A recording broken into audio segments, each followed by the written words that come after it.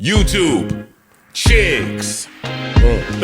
Get ready. You know what to do, chicks. Listen, Chick Smooth. Hey, Chick Smooth. Appreciate all the coverage that you've been doing. I've been watching your shit for a while. I just subscribed to your shit too, bro. Oh, nah. He was trying to get Tory Lanez up out of here. Count your lucky stars, Tory. You are lucky to be alive, my brother. Now, the footage of Tory Lanez being stabbed in prison has officially been released. And for anybody wondering, it looks just as bad as it sounds. Now, I'll be honest with you guys. TMZ interviewed the guy that stabbed Tory Lanez. His name is Santino Casillo, and everything he said, at least from the interview, is pretty much accurate from the video that we see. Keep in mind, this guy is currently doing life in prison, so he has no reason to lie about what went down. Now, we only have footage for about 30 seconds. We don't see what happens before this incident. Here's a video of the stabbing incident, and then I'm going to play the audio for you guys of the interview he did with TMZ. And so what exactly took place between you and Tory Lanez that day that you stabbed him allegedly? I just came out in the morning to tell him, good morning. And I told him what's up, give him a little fist bump, asked him if everything is good. We had a little situation the night before and the day before. So what was the situation the night before and the day before? So I heard some rumors that he was trying to put money on my head. He felt uncomfortable living next to him, said I was a threat. So I confronted him. And then I found out the same thing. He tried to put money on my head, so he said I put money on his head. We had a little discussion or whatever. So the next morning, that night, he said some kinds of crazy. So the next morning, I came out to see if everything was good. Fist bump, talked to him. He said, yeah, so I was going back into my cell. And when I looked back, instead of going to cell, he was walking towards my door. He stood in front of my cell, looked at his boys, made his little smirk. And when he showed me what he had and something in his pocket, I just rushed him. What did he have in his pocket? I just rushed him. When he showed me, it looked to me like I believed it could be a weapon at the time.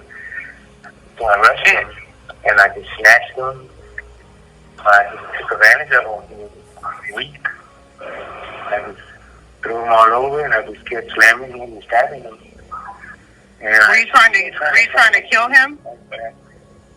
No, not at all. But I felt like it was a weapon. I felt threatened. And when I felt like a sting in my leg, I felt like, oh, he stabbed me. So I moved back and I kept stabbing more. And I seen that he threw something. So I was like, oh, this is that. So I just kept going. After he was yelling, help, screaming, please help me. And I just kicked him once in that straight position. I said, look at me. And then I just let him go. Like, I was just saying, like, man, you trying to kill me? What were you guys like? I know why, but why would he pick you out of all people to want to put money on your head? What was the beef exactly about? It was really no beef. He just talked a lot. And I had confronted him a while back about always saying certain around me. Like, I'll take a fade, I'll knife up, I'll put a in his place. And to me, I feel like the second, third time hearing that in a conversation, I was like, man, what you trying to say? So I approached him and told him, like, what's up? Like, just go, I'll come into your cell, we'll do whatever. Like, let's play this game then. Because I felt like he was kind of antagonizing me, like testing me, like if someone was afraid or something. We were cool in the beginning. We were cool for like a year. We chilled, kicked it together, everything. They did.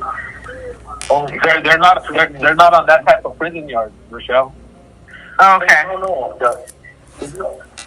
They got like little fractions, but she was more like he was different. He started kicking it with certain people, you know. And when he started doing that, that's kind of when we had our little misunderstandings and we stopped talking as much. But we were neighbors for a while. I've been knowing him for about 2 years already. Okay. And during the situation when you and him grew a friendship? Yeah, we were cool. We chilled, we ate, we drank, we partied, kicked it. Yeah, we were good. How much did the guy tell you that he paid to have you killed to get off the yard? Oh, he said double whatever I was offering him. But I never made that offer. That's what I didn't understand. He said that someone told him I offered people money to get rid of him. So he said he would give that person double and some dope and stuff. So, but truth be told, I never offered no money. Like, why would I offer somebody something I could do? It didn't make sense. But once he yelled and made threats and I'll have you killed and, you know, have a run up to your cell, all that comments and I felt like, all right, you're threatening my life. Like, there's nothing else to do but confront you. And that's what happened the next morning. I asked him, are we cool? He said, yeah, it's cool. And when I went to my cell, he followed me. And like I told you earlier. Do you have any regrets of stabbing him? Regrets? Oh, shit. Now, if you're in prison, it's all about self-preservation. No matter how cool you were with somebody before, if you get word that somebody's trying to get you up out of here, you gotta go into survival mode. And Tory has been on record claiming, even though it's music, he's been claiming that he's putting out hits on people. On his song with Diddy G called Handling Business, Tory says, I call a shot on the yard. Your problem. I'ma send the hit out and cash out the shit out you. Even though these are just lyrics, some of it might be true. And we truly don't know what's going down in prison. From that footage, we see Tory Lanez kind of lingering in front of his door. And just like he said in the audio, he comes out, sees Tory Lanez in front of his door, and gets to work.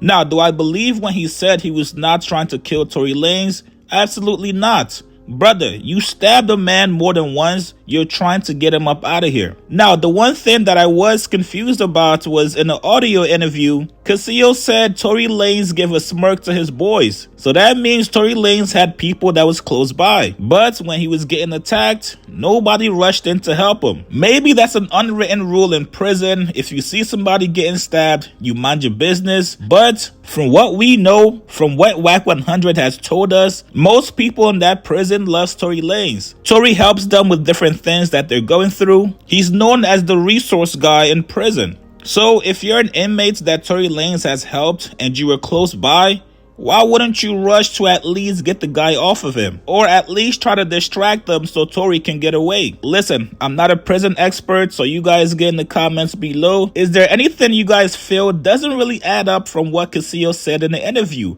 Post your comments below. Subscribe to my channel, like this video. I'll see you guys later, man.